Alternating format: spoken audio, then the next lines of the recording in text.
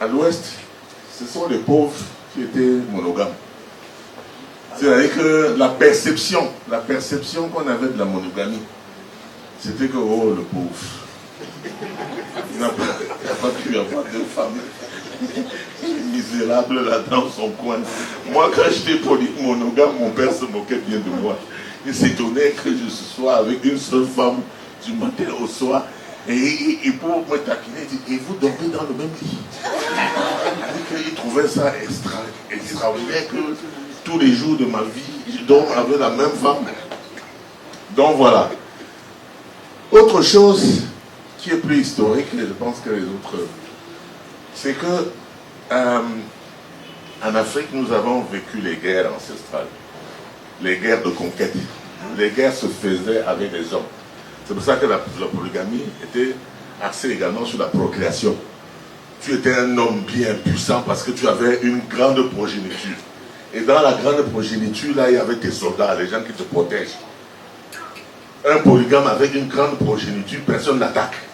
Parce que les enfants sont les soldats, ils vont protéger les biens, ils vont protéger tout le capital. Contrairement aux monogames, qui avaient très peu d'enfants. Donc, avec les guerres, on procréait beaucoup. Mais en même temps, il y avait cet inconvénient que dans les guerres, pendant les guerres, comme c'est les hommes qui allaient à la guerre, il y avait... les hommes mouraient aussi. Et il y avait plus de femmes. Donc si, et c'est ce que le Cameroun a adopté, si vous voulez contraindre les gens à la monogamie comme la religion chrétienne tend à nous attaquer sur le plan culturel, que vont devenir les autres femmes de la cité? Parce que vous cherchez, vous parlez de la monogamie et de la polygamie, mais vous parlez de l'homosexualité ailleurs. Pourquoi? Qu'est-ce qui a fait que, au gré des années, ils soient devenus homosexuels ou lesbiennes? Parce qu'il n'y a pas d'hommes ou il n'y a pas de femmes, parce qu'il y a une certaine inégalité qui a été créée là-bas.